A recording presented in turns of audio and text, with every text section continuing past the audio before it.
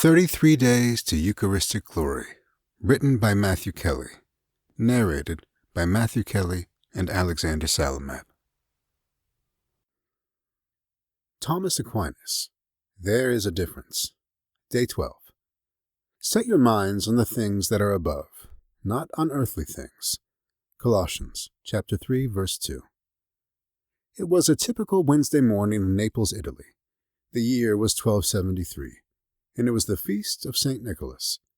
The temperature hovered around 50 degrees, as it mostly does at that time of year, and the burly priest, wearing the same black habit he had worn for years, was doing what he loved more than anything in the world. He was offering Mass. His focus and commitment were palpable to all those in attendance.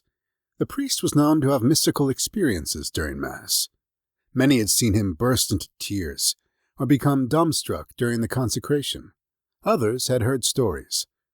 So it wasn't that unusual that on this day, as he consecrated the bread and wine, a vision overcame his senses. Later, some would say he saw Jesus, others that he was granted a glimpse of the glory of heaven. The priest himself never explained what happened or described what he saw.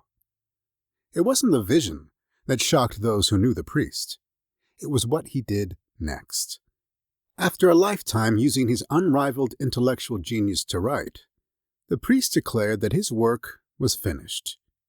When his secretary and friend asked him what had happened, he replied, "All that I have written appears to be as so much straw after the things that have been revealed to me."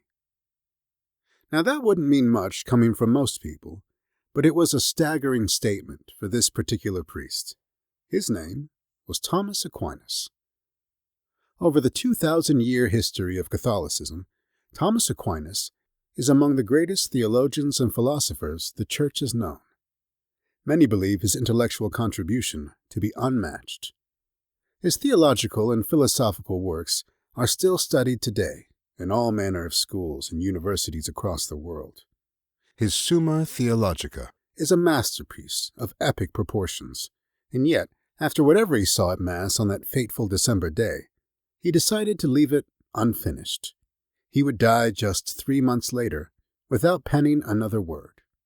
Thomas Aquinas had one of the greatest minds in human history, but he was intimately aware of two important truths that elude many great minds. The first was this: the longest journey we make is from the head to the heart. It is a spiritual journey, a pilgrimage of prayer.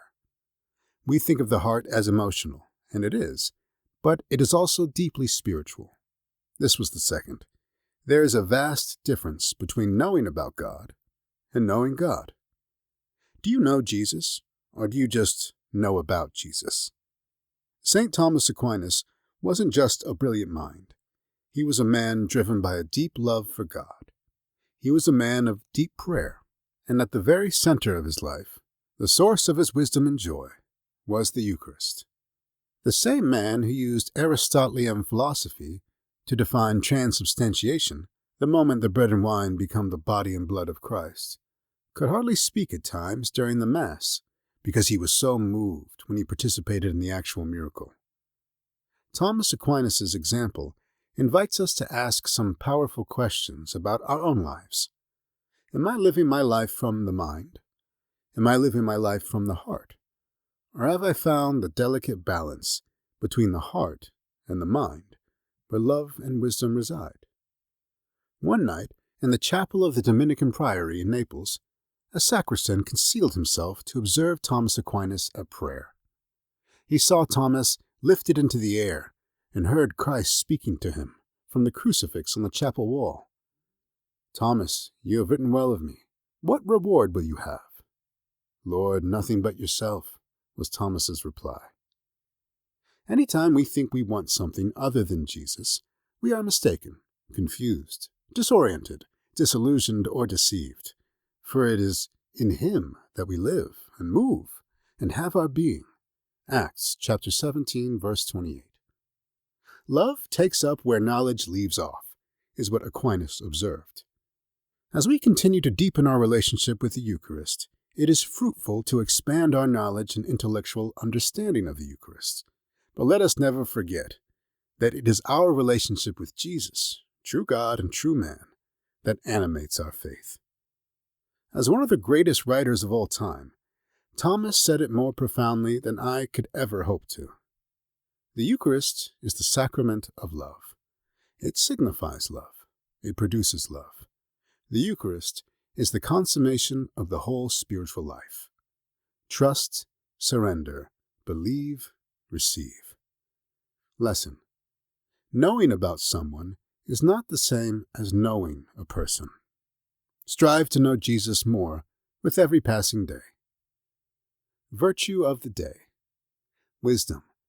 The virtue of wisdom is the good judgment to consider the outcomes and consequences of today's choices on the future, in this life and in eternity. The world is drowning in information and knowledge, but starving for wisdom. Wisdom is truth lived. Spiritual communion. Jesus, I believe that you are truly present in the most holy sacrament of the Eucharist. Every day I long for more of you. I love you above all things, and I desire to receive you into my soul. Since I cannot receive you sacramentally at this moment, I invite you to come and dwell in my heart. May this spiritual communion increase my desire for the Eucharist. You are the healer of my soul. Take the blindness from my eyes, the deafness from my ears, the darkness from my mind, and the hardness from my heart. Fill me with the grace, wisdom, and courage to do your will in all things. My Lord and my God, draw me close to you, nearer than ever before. Amen.